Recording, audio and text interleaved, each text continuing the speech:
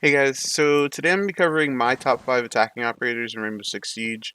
I do want to preface this video by saying this is my personal opinion, so obviously some of you guys have differing opinions, and if you do, you're more than welcome to state them in the comments below, and I'll try to read most of them. Before we get into the intro and the list, I do want to say that I try to stream every day around 6 o'clock East, so if you want to discuss with me or just hang out, that's where I'll be.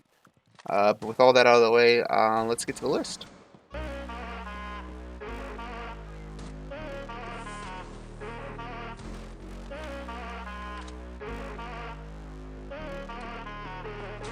Before we get to the actual list, there's two honorable mentions that I do want to include. They didn't make the top 5 in my opinion, but they are incredibly strong operators in their own respect.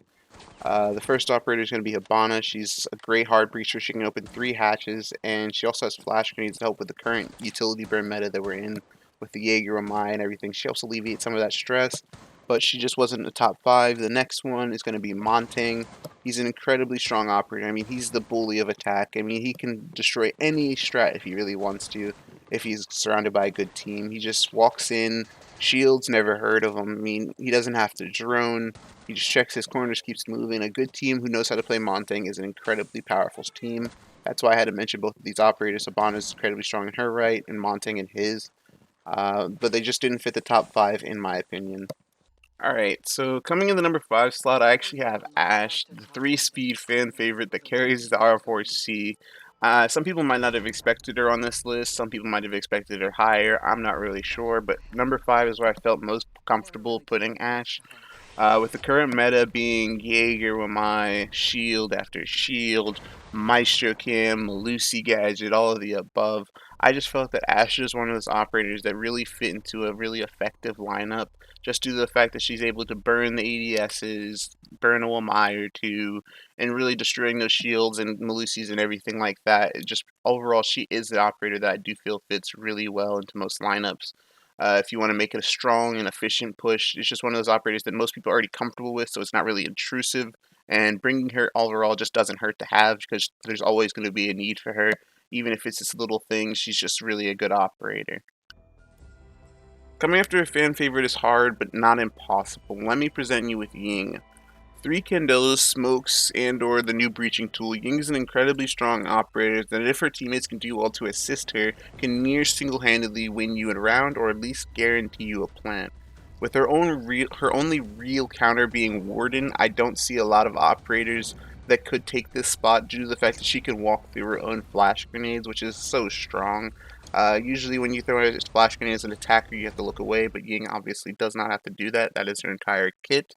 So when you have a good Ying player on a team or a team that knows how to play well around a Ying, she can pretty much walk into sight and collect free frags or get the bomb down with little to no contention because nobody can either see her or they can't hear what's going on.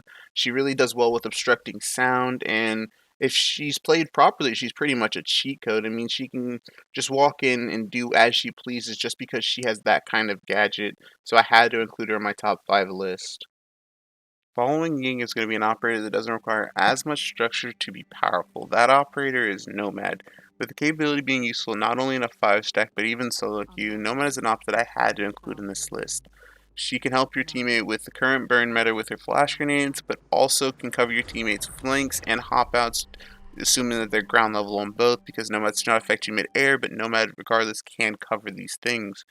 Due to her independence and strong gadget, I had to put her in the top 5 and put her at top 3 due to the fact that she doesn't require a strong coordinated team to always be as useful. Even if your teammates maybe not be the best and you're solo queuing alone and you don't have the comms, Nomad is an operator that can help you in a lot of situations so you don't have to constantly keep watching your own back but have the gadget to do it for you, and also can watch your hop outs when you're repelling on windows, so she had to be on this list.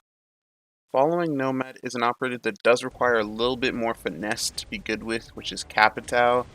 Capitao, bringing the asphyxiating bolt and his smoke grenades, is an incredibly powerful operator that can not only cut off lines of sight, but can deny defenders certain positions that they might have been able to sit in before.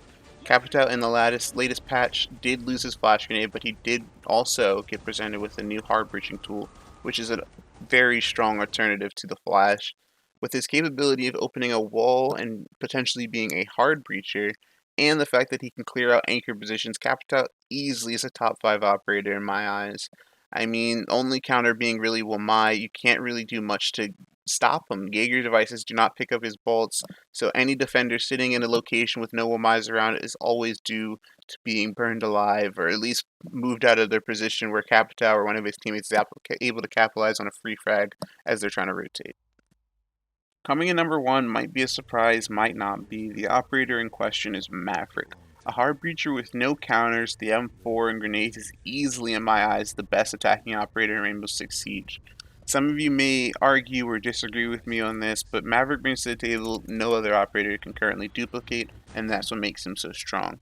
He's able to interact with reinforced surfaces, whether they're banded, muted, caded, or whatever, and still open them or create lines of sights in them with little to no complication.